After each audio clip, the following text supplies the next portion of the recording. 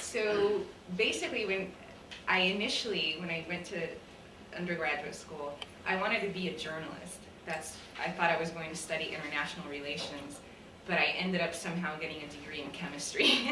I don't quite know how that happened, but it did. And I was always very happy doing science, and I went on to graduate school, and obviously now I'm doing a postdoc.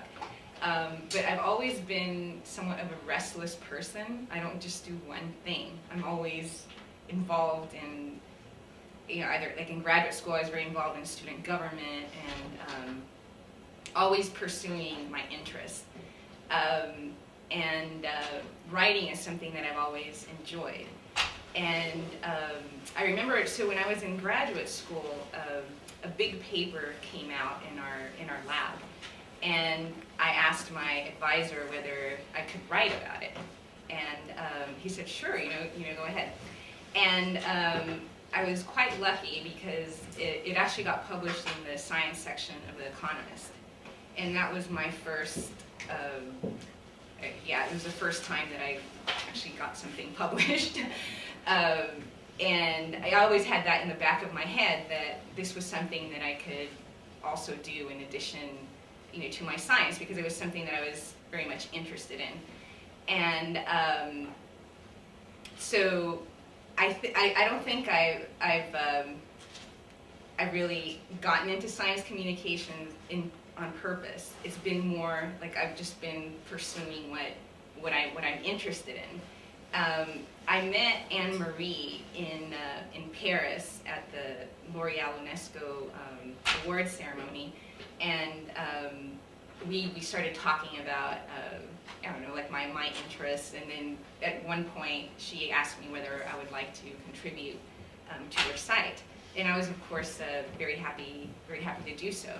And I've gotten wonderful opportunities through TalkingScience.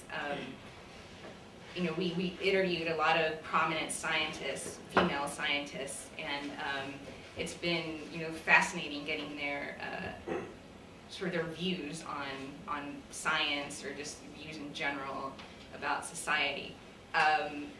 The stories that I tend to pursue are again what genuinely interests me, and that's usually diseases that affect, more than anything, impoverished people. I'm also interested in the environment. And just to give you an example, it was in December. I spent like a whole day at a halfway house, two halfway houses. One was in the Bronx and the other was in the Lower East Side in New York. And the reason why was because there was a delegation of Russian public health officials who were coming to visit New York City because they wanted to study model programs for drug rehabilitation of teenagers, because Russia has, I didn't know this, but it has the largest growing epidemic of AIDS in the world. And it's mostly drug related, and I think 80% of AIDS patients are under 30, and 80% are IV drug users. So they're trying to figure out how to control the situation, so they came to New York to study this. And one of the reasons why I'm mentioning this is because basically through TalkingScience, like I said, I've pursued various stories, and the PR firm who was in charge of publicity for this trip of the Russians, they actually called me. So now it seems like I'm in the database of a lot of firms, like publicity firms. So I hear of a lot of interesting events, and since like I said, I'm usually interested in things that are related to like public health or poverty. There are certain PR firms that tend to specialize in that. So again, sort of like by pursuing my interests, I've kind of accidentally, I would say, stumbled into this network, so that now I get phone calls saying, oh, do you want to come and cover this? Which is, it's been an amazing experience so far because I've met incredible people that are participating in really imaginative programs. And as Anne-Marie said, I enjoy photography as well. So I usually always take my camera with me, and so I have this great collection of photos of various events.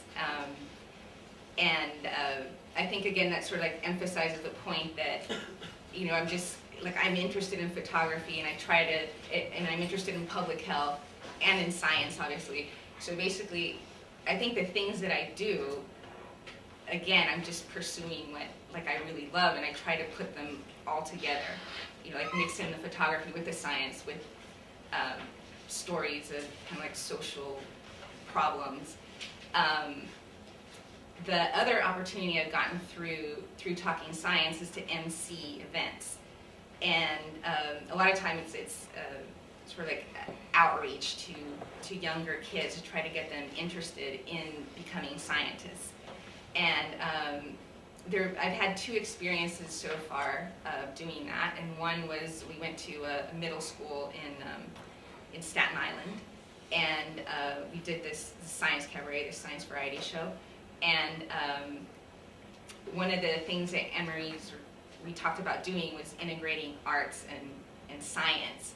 And again, because I'm very passionate about flamenco, I think it's the most beautiful dance. So I tried to incorporate it into the science program. And there were 2 subjects. There was geology, and there was the simple machines. So one of the things that I did for geology was talk about the southern part of Spain, Andalusia, which there's a region that's involved in mining, and in flamenco there's a whole genre of songs that relate to the mining life.